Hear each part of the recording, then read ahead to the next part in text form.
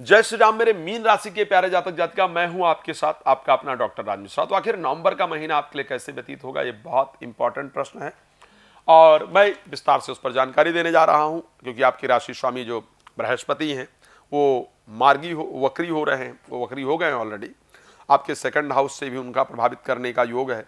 आपकी राशि में इस टाइम राहु गोचर ही कर रहे हैं और इस महीने भाग्य स्थान पर एक बड़ा सुंदर योग बन रहा है, इसको ध्यान रखिएगा। प्रॉपर्टी, मैरिज और मैरिज लाइफ से रिलेटेड जो चीजें हैं उनमें कुछ नए ट्विस्ट, कुछ नया चेंज आपके लिए आने जा रहा है, क्योंकि 9th हाउस में शुक्र और बुध दोनों प्लैनेट एक साथ गोचर करने जा रहे हैं।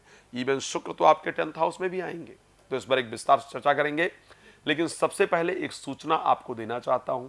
यदि आप श्री राम कथा, श्रीमद् भागवत कथा, श्री शिव महापुराण की कथा देश में विदेश में कहीं भी मेरे द्वारा कराना चाहते हैं या चाहती हैं, संगीत में आप चाहते हैं, तो आप प्लीज मुझसे बात कर सकते हैं, इस कार्यक्रम को आयोजन कर सकते हैं।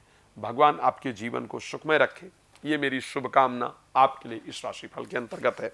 चलिए अब सबसे पहले बात कर लेते हैं आपके हेल्थ के पॉइंट ऑफ व्यू से। स्वास्थ्य को लेकर के नवंबर का महीना आपके लिए कैसा रहेगा। नवंबर में स्वास्थ्य में कुछ बॉडी इन्फेक्शन के, शरीर में इन्फेक्शन के योग हैं, ध्यान रखा जाए। बाहर का खाना इत्यादि खाने से बचने की आवश्यकता है।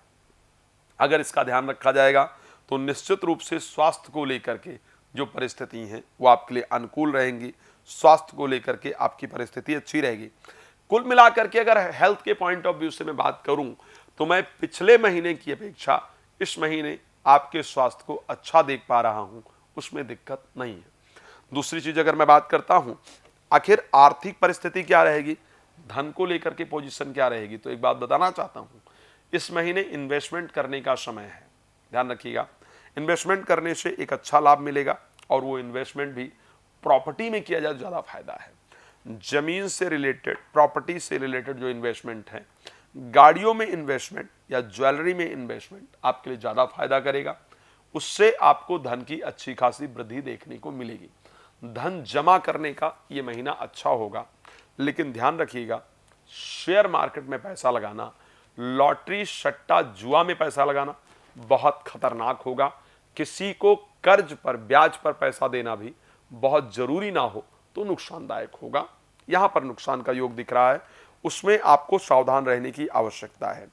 क्या इस महीने खुद की प्रॉपर्टी इत्यादि प्राप्त होने का योग है?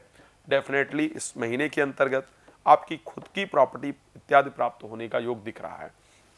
अब अगर बात की जाए कि संतान को लेकर के क्या कंडीशन है, बच्चों को लेकर क्या कंडीशन है, या प्रेम संबंध को लेकर क्या कंडीशन, देखिए भाई, इस महीने प्रेगनेंसी के लिए अच्छा समय नहीं है, बिकॉज मंगल नीचस्थ है पंचम भाव में। गर्भ को नष्ट करने का प्रयास करेंगे, प्रेगनेंसी नष्ट हो, इस प्रकार का योग है। और बच्चों के क्रोध के कारण मन परेशान रहेगा, इस प्रकार की परिस्थिति है। विद्या में मन नहीं लगेगा, पढ़ाई से मन बड़ा विचलित होगा, इस प्रकार की परिस्थिति दिख रही है। प्रेमी प्रेमिका के क्रोध के कारण भी मन थोड़ा परेशान रहेगा। तो ये कुछ पॉइंट्स हैं जहां पर कंडीशन अच्छी नहीं दिख रही है। आखिर नौकरी को लेकर के या बिजनेस को लेकर के ये महीना कैसा रहने वाला है, तो नौकरी और बिजनेस के पॉइंट ऑफ व्यू से ये महीना आपका बहुत शानदार रहेगा। नौकरी से बिजनेस में जाने का योग इस महीने में बन रहा है। नौकरी के लिए स्थान परिवर्तन का योग इस महीने बन रहा है, लेकिन जीवन साथी के साथ संबंध को बेहतर रखने की बहुत आवश्यकता है। जीवन साथी के साथ संबंध बहुत बेहतर रखने की इस महीने में आपकी आवश्यकता है। अच्छा, एक और चीज, विदेश में कोई रुका हुआ कार्य इस महीने आपका पूर्ण हो सकता है। विवाह के लिए इस महीने में बात करना बहुत बेहतर नहीं होगा। खैर, बहुत सारी बातें हैं जिस पर चर्चा करने की आवश्यकता है, लेकिन इस पर चर्चा मैं करूंगा रात को 9 बजे लाइव में और दोपहर को 12 बजे। आप मेरे साथ जुड़ सकते हैं, फ्री में होगा, या कॉल अपॉइंटमेंट लेकर के आप बात कर सकते हैं। भगवान आपको बहुत प्रसन्न रखें, इसी शुभकामना के साथ इस कार्यक्रम को देते हैं विराम। आपका जुड़ने के लिए बहुत धन्यवाद। जय श्री राम।